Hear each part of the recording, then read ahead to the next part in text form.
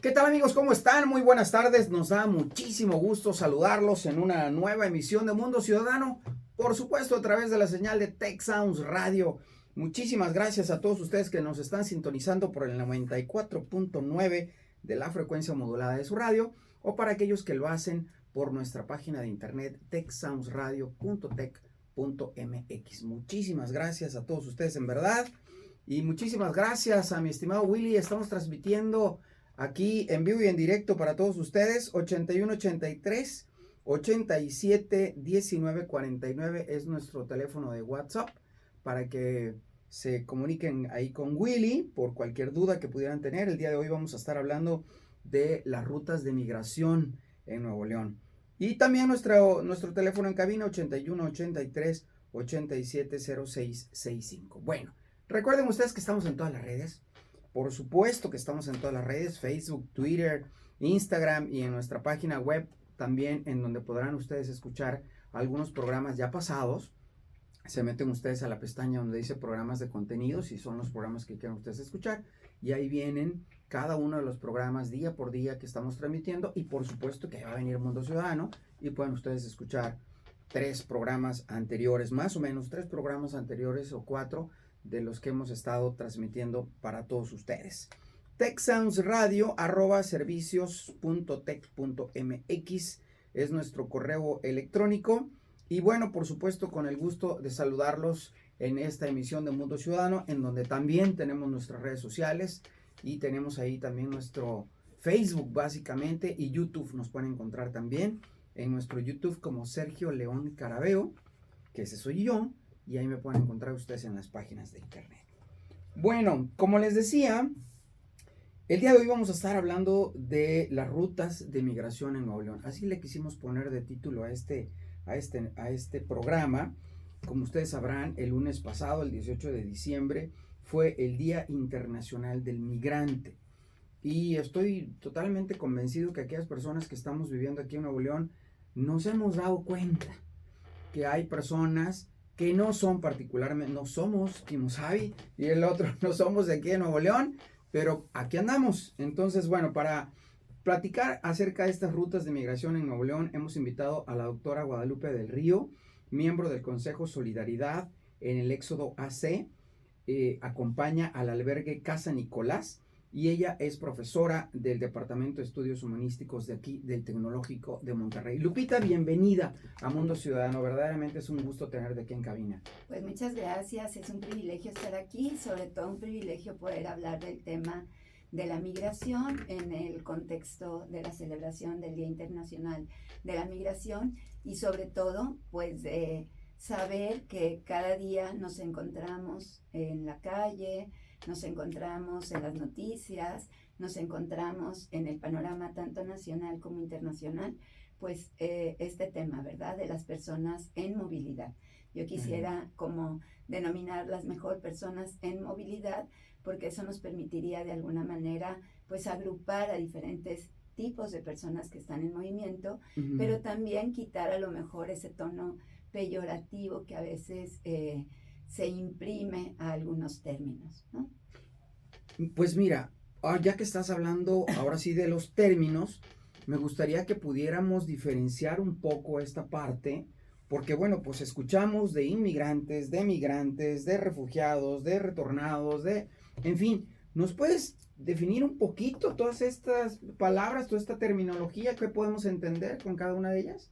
Pues bueno, yo pensaría que una persona migrante es una persona que va caminando, ¿verdad? Es una persona que sale de un lugar para llegar a otro espacio. No obstante, en este proceso, pues se van dando estos matices.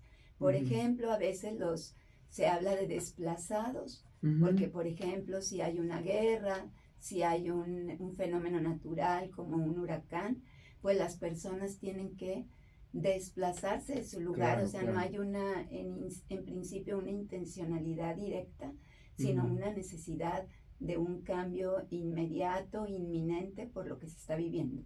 Por otra parte, cuando se adquiere un estatus que proporcionan los países, que proporcionan organismos internacionales o nacionales, como podría ser la Comar, como podría ser el ACNUR, pues entonces la adquisición del estatus de refugiado, pues significa que se gozan de ciertos privilegios, de ciertos derechos para poder permanecer en el territorio.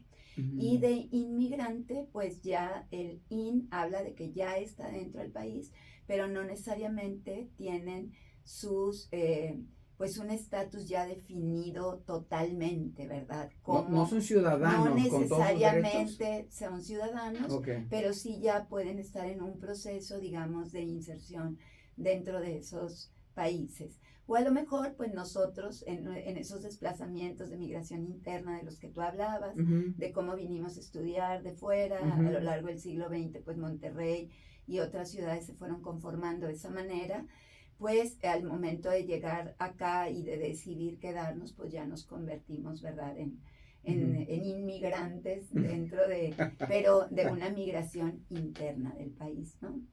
Digamos que hay ese tipo de matices.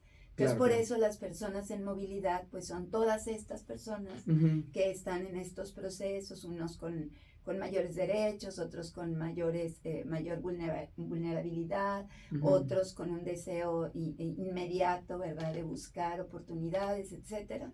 Pero, pues sí hay distinciones, ¿no? Claro, claro.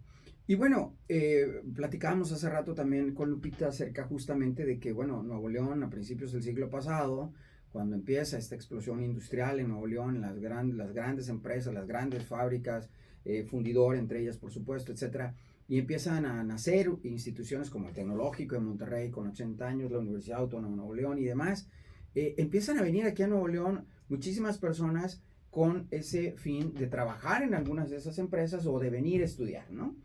Y en ese proceso nos quedamos aquí. Digo, nos quedamos porque, bueno, en mi caso yo no soy de aquí de Monterrey o de Nuevo León, soy de Tabasco, pero yo, bueno, tenía en mis salones de clases y demás, pues éramos muchísimos foráneos, nos decían, ¿no? Hablando de terminologías, Sí, éramos claro. los foráneos, ¿no? Claro, y esa terminología pues es muy interesante porque va marcando una diferencia respecto al otro. Ajá. Cuando me proponía lo del título de las rutas de la migración en Nuevo León, bueno, es que Monterrey es digamos, un punto importantísimo que conecta ya casi con la frontera. Sí, Es claro. como, es una ciudad que se vuelve importante, pues junto con otras, claro, pasan a veces por Saltillo, vienen en un éxodo tremendo, ¿verdad?, desde muchos lugares, pero es como una suerte de antesala antes de la frontera, pero que también por esta situación de la que hablas de la ciudad, pues ofrece algunas posibilidades de recuperarse económicamente a veces a las personas que vienen en tránsito. Ellos en el trayecto suelen perder el dinero que traen, si es que traen. Y entonces, que ese es todo un tema, ¿no? Claro. Pero Monterrey, por su misma fisonomía, por sus características, pues da pie a que puedan, a lo mejor, si les va bien, pues insertarse en algún trabajo, aunque sea de manera informal, y con eso poder recuperarse mientras transitan, sea hacia la frontera por Tamaulipas o a la frontera de Coahuila. Pero también, como mencionabas antes, para algunos se ha convertido ya en un probable destino. Claro. Si logran obtener un estatus de refugiados, si logran agenciar sus visas humanitarias y lograr sus permisos, pues para algunos se ha convertido ya en un lugar de destino. Prueba de eso es la tremenda migración que ha habido de indígenas y que, si bien sabes, aquí en Juárez, Nuevo León, pues hay un mundo de personas indígenas que ya tienen sus talleres de trabajo aquí, que sus hijos ya están integrados en escuela. Ha habido propuestas de parte del gobierno para abrir espacios a nivel escolar y que puedan participar de ellas. Entonces, esos grupos, tanto internos como a veces externos, pues algunos de ellos ven Nuevo León también como destino. No obstante, el migrante, de manera como una generalización, siempre tiene en la mira esa idea de llegar al norte, ¿verdad? Ujú. A Estados Unidos. A hacer realidad el sueño americano, El ¿no? sueño americano, sí. Que bueno, En desafortunadamente general. muchas veces hemos visto que ese sueño americano termina en situaciones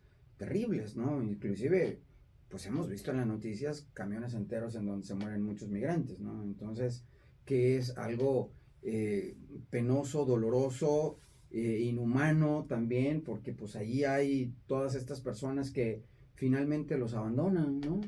Entonces, también hemos hablado aquí, por ejemplo, de esas personas que andan buscando lograr ese famoso sueño americano y que se quedan a la mitad del desierto, ¿no? Entonces hemos tenido aquí Las Aires del Desierto, tuvimos un programa con todo este grupo de personas voluntarios que buscan en el desierto a todas aquellas personas que andan tratando de cruzar el desierto en busca de ese sueño americano.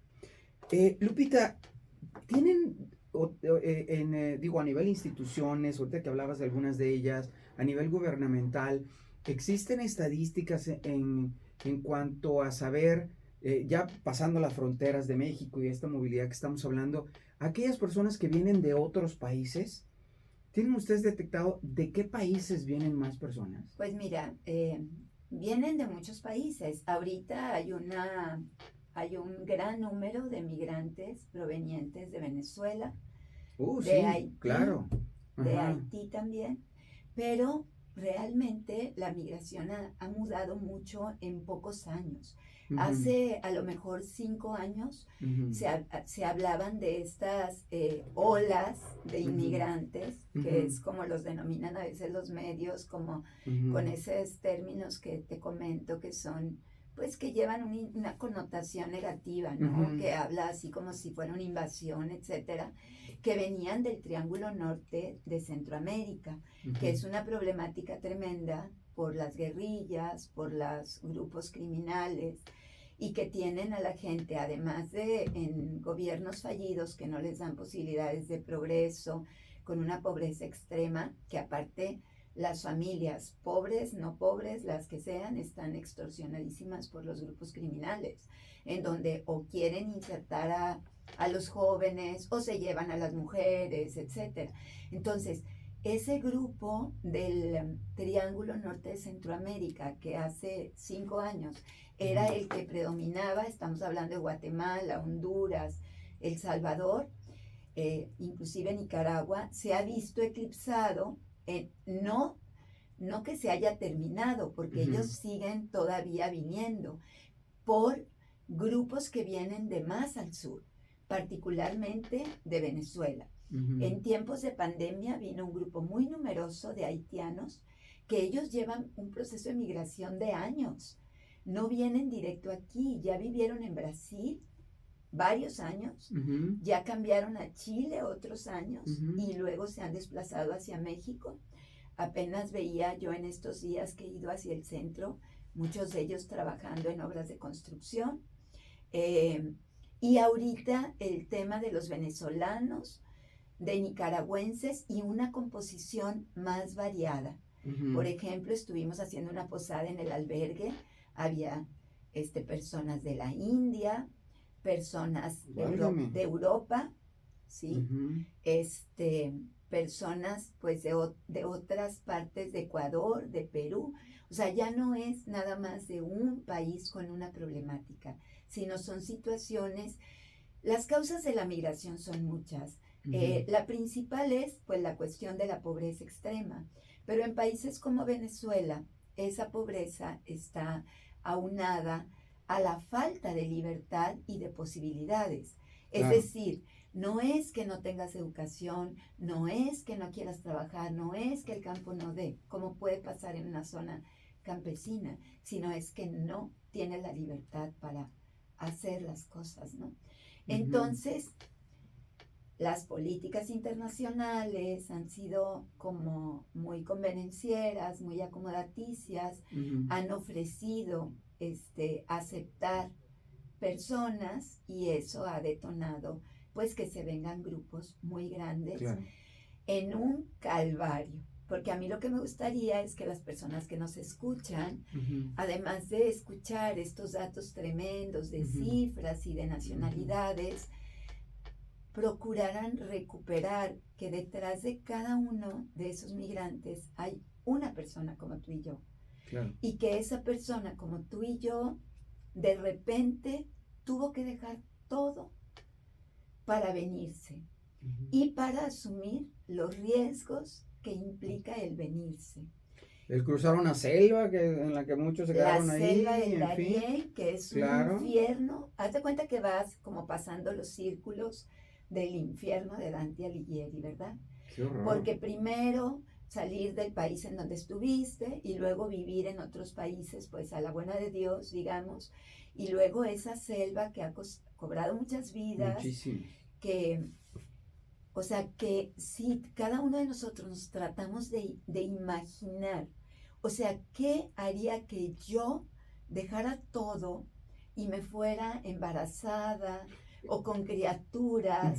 O ya con pegó una niños, persona mayor, por ejemplo. O una persona para cruzar una mayor selva de esa a naturaleza. cruzar una selva en donde voy a caminar en el fango, donde hay animales, donde me voy encontrando personas que se han ido quedando en el camino, sí. donde tengo que pagar un montón de cosas, porque hay hasta los que se alquilan para ayudarte a cargar las cosas, ¿no? Y que también eso te cuesta, y te cuesta haber estado en el albergue previo para pasar, y luego en el albergue al que llegas, y etcétera, ¿no? Y luego, bueno, el paso por México, que el paso por México es también un calvario tremendo, con bárbaros abusos de parte de... Igual otros infiernos como los de Alighieri que ahorita platicamos. Sí, de autoridades, de diferentes ámbitos, ¿verdad? Desde policiales, militares, de grupos criminosos, pues que están al acecho de personas que trabajen para ellos o para extorsionarlos.